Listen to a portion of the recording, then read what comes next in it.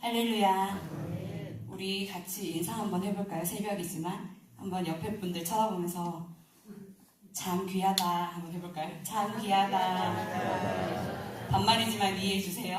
한 번 더 해볼게요. 참 귀하다. 참 귀하다. 네, 이 새벽에 나오신 여러분들 참 귀하십니다. 네, 오늘 이 전도서의 지혜자는 이렇게 말합니다.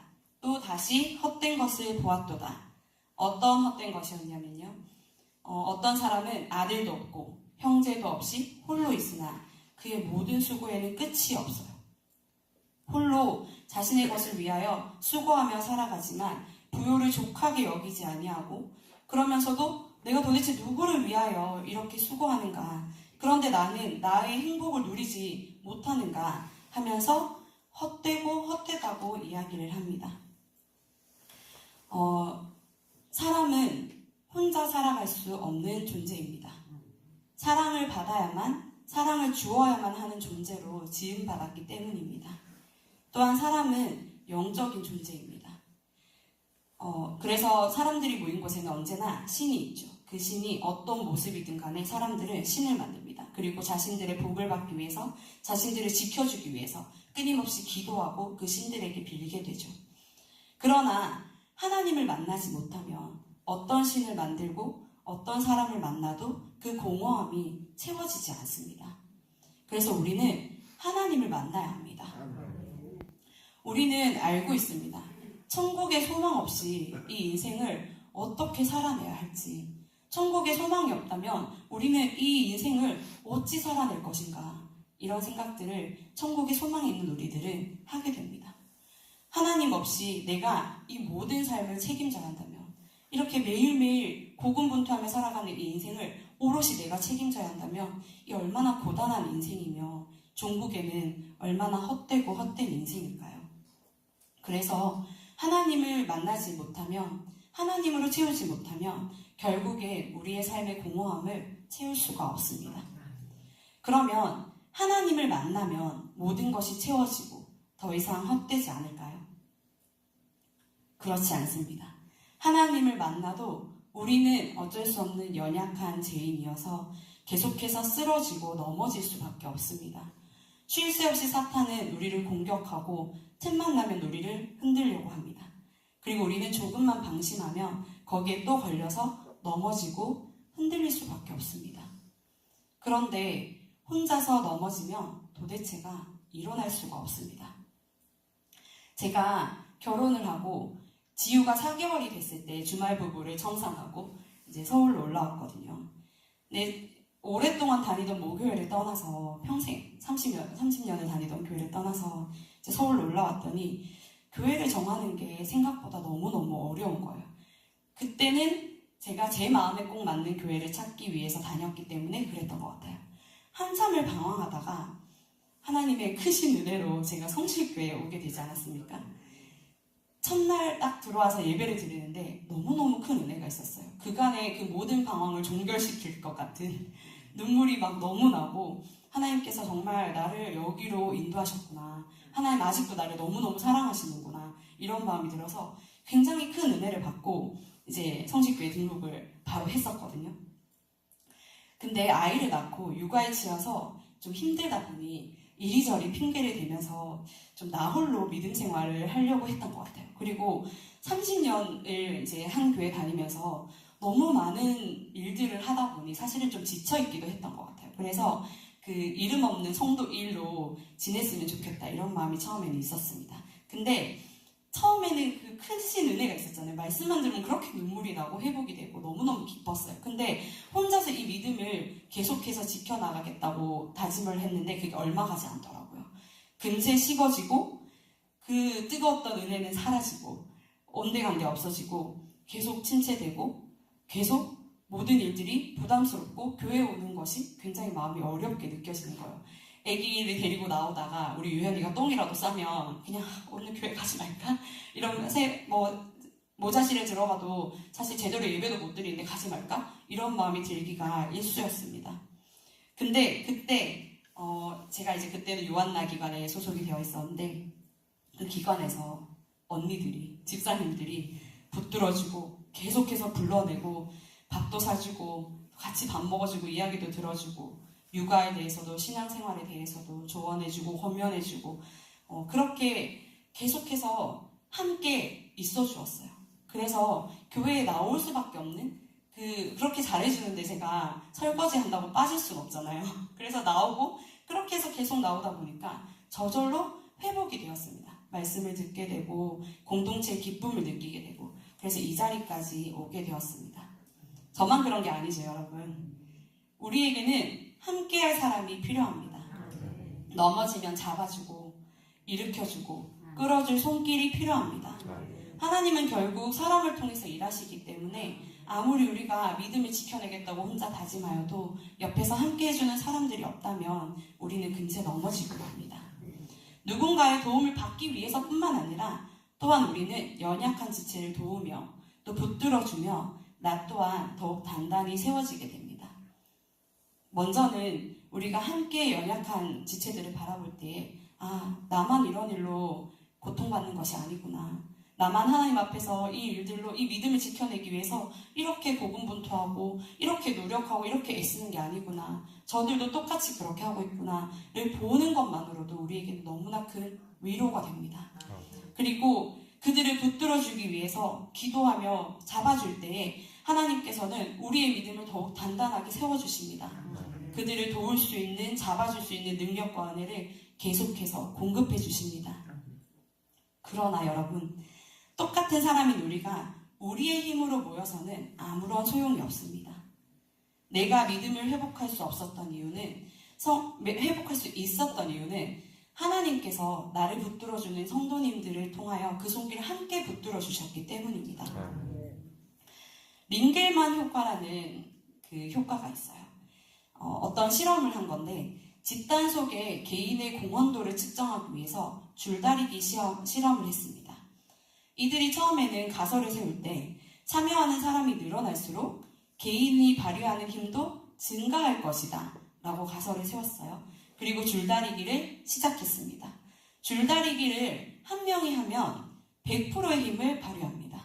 그런데 2명이 참여하면 각자 자신의 93%의 힘만 발휘한다고 해요. 3명이 되면 85%, 4명이 되면 49%의 힘만 발휘한다고 합니다. 계속 줄어드는 거죠. 이것을 집단 속의 게으름이라고 부릅니다. 이렇게 많은 사람 중에서 나 하나쯤이야 어때? 이렇게 생각하는 게 사람들의 특성이라고 해요. 사람의 본질은 죄인이기 때문에 우리끼리는 힘을 합쳐서 시너지 효과를 낼 수가 없습니다. 불협화음이 생기고 서로의 일을 미루게 되고 시험에 들고 그래서 결국에는 힘들어지고 공동체가 와해되고 말죠. 어떤 부자에게 3딸이 있었대요. 아버지가 하루는 효심이 지극한 이 3딸을 한번 시험해 보고자 하여 바지 하나를 내어놓고 얘들아 요거를 한 뼘만 줄여주렴 하고 이야기했다고 해요. 그러고 다음날 바지를 갖고 오너라 했는데 그 바지가 하나도 줄어들지 않았대요. 첫째 딸에게 이게 어떻게 된 일이니? 했더니 둘째를 째려보면서 제가 할 줄 알았죠? 라고 했대요. 그 둘째 딸이 막내를 쳐다보면서 이런 건 막내가 하는 게 아니야? 라고 했다고 합니다. 결국 아버지는 실망하고 딸들은 사이가 더 나빠졌다고 합니다. 이 딸들의 특징은 무엇입니까? 아버지의 명령을 귀찮은 일, 부담스러운 일, 누군가가 대신 해주어야 할 일로 여겼다는 것입니다. 아버지의 모든 부와 사랑을 받아 누리면서 아버지의 명령에는 순종하지 않았습니다. 딸들이 아버지를 진정으로 사랑한다면, 또한 자매들을 진정으로 사랑했다면 아버지를 기쁘시게 하고 다른 자매들을 돕고 싶은 마음에 바지를 진작에 줄였을 것입니다.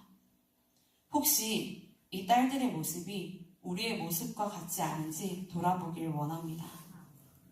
우리는 하나님을 사랑하고 하나님의 말씀에 아멘으로 화답하면서도 더 큰 소리로 아멘한 저 사람이 헌신하고 희생하길 바라면서 어떤 정당한 핑계를 대고 나는 조금 덜 고생할까 고민하고 있지는 않습니까? 저는 처음 기관에서 설거지를 한 날 그렇게 다짐했었거든요. 너무 힘들더라고요. 이렇게 설거지를 한다고? 이런 생각이 들었습니다. 그래서 막 태어난 아이가 아프다는 핑계를 대면서 설거지하는 날엔 예배도 가지 말까 하고 빠진 적이 솔직히 있었습니다. 너무 못되고 어리석은 순간들이었죠. 그럼에도 불구하고 하나님께서는 제게 계속해서 사랑과 헌신과 희생으로 섬겨주는 성도님들을 붙여주셨고 그들을 보게 하셨습니다. 저는 성실교회에 와서 지금까지 많은 성도님들을 보면서 하나님께서 교회에게 하신 명령이 나에게 하신 명령이라고 받는 그 순종의 자세를 보았습니다. 이 명령은 나에게 하신 것이라고 그렇게 생각하는 명확한 소명의식, 사명감을 가지고 하나님 앞에 최선을 다해 순종하시는 분들을 보아왔습니다. 그리고 그분들은 각자의 자리에서 최선을 다할 뿐만 아니라 서로를 껴안고 함께하는 모습을 보았습니다. 다른 이들의 아픔을 위해서 눈물로 기도하고 자신의 것을 기꺼이 나누어 주며 그렇게 함께 세워져 가는 모습을 보았습니다. 그것이 어떻게 가능합니까? 그 성도님들이 하나님을 너무 사랑했기 때문에 가능한 일이라고 믿습니다. 부자네 세 딸과 반대되는 이야기가 또 하나 있습니다. 한 선비가 있었는데요. 그 집에도 세 딸이 있었다고 해요. 선비가 똑같이 바지를 내어주며 한 뼘만 줄여다오 라고 했대요. 다음날 아버지가 바지를 갖고 오렴 했더니 바지가 반바지가 되어 있는 거예요. 이게 어떻게 된 일이니? 했더니 첫째가 죄송해요. 아무도 안 한 줄 알고 제가 줄였어요. 그랬더니 둘째가 언니가 고생할까봐 제가 줄였어요. 막내가 이런 건 막내가 하는 거죠. 제가 했어요. 라고 했다는 겁니다. 비록 바지는 짧아졌지만 아버지를 기쁘시게 했죠. 딸들은 아버지를 사랑하는 마음으로 또 자매들을 사랑하는 마음으로 순종하여 바지를 각자 줄였습니다. 이 이야기에서는 바지가 짧아진 결과가 나왔지만 우리 하나님은 우리가 하나님을 기쁘시게 하면 하나님께서 모든 일들을 완전하고 아름답게 이루어 가십니다. 우리가 각자 한 뼘씩을 줄여도 바지는 짧아지지 않을 거예요. 네. 우리가 하나님을 기쁘시게 하기 위하여 혼자가 아니라 서로 연합하여 나아가며 둘이 아니라 하나님이 함께 하시는 세겹줄이 되어 쉽게 끊어지지 아니하고 모든 어려움에 맞서 싸워 이기게 됨을 믿습니다. 물리학의 연구에 의하면 가로 5cm, 세로 10cm에 되는 작은 나무가 하중 275kg을 견디고 그게 2개가 되면 826kg을 견딘대요. 근데 3개로 묶여지면 3847kg을 버틴다고 합니다. 하물며 그 작은 나무도 그 무게를 견디는데 우리 가운데 하나님이 함께 하시며 우리 교회는 얼마나 더 큰 일들을 견디며 얼마나 더 큰 일들을 이루어갈 수 있을지 너무나 기대되지 않습니까?